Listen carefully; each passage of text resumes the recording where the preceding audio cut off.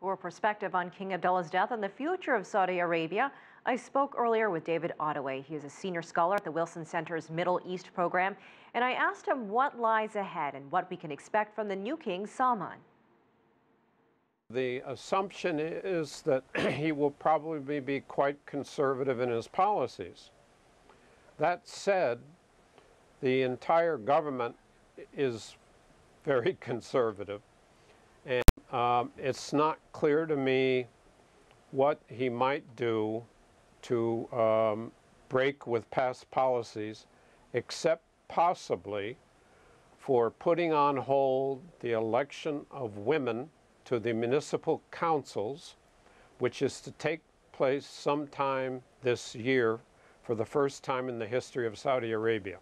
Young people make up half the population in Saudi Arabia. The line of succession is getting older, not younger.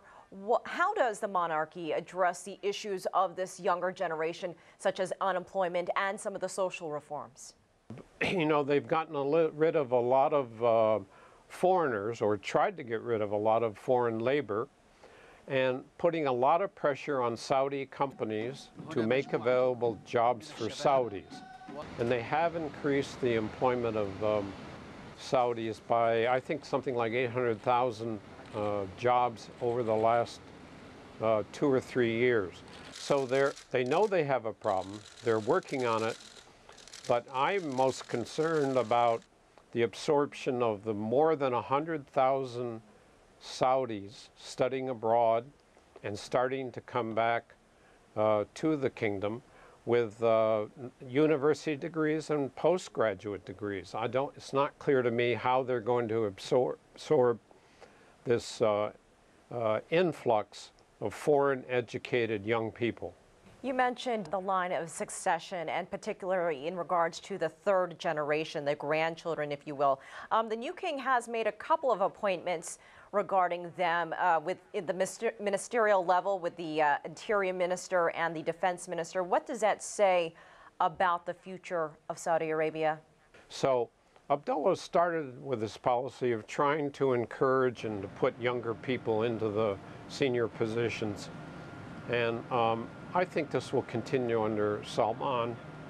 And they realize they've got to season the younger generation of the Al Saud family to the practice of governing the country. They're working on this.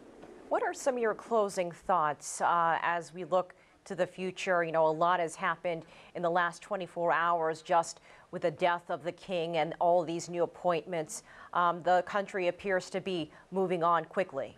The family itself is set to try and deal with these horrendous problems that are closing in on the country, from Yemen, from ISIS, that's the Islamic State, in Iraq and Syria, that has proclaimed that it wants to expand into Saudi Arabia, and also with Iran and what they're going to do if there is an agreement between Iran and the United States.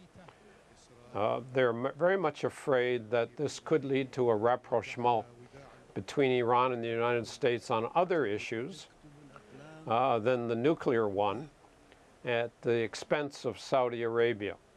So this is a country, a leadership, that has multiple problems to deal with on all sides, and I think you'll find them pretty united at this point in trying to face up to them.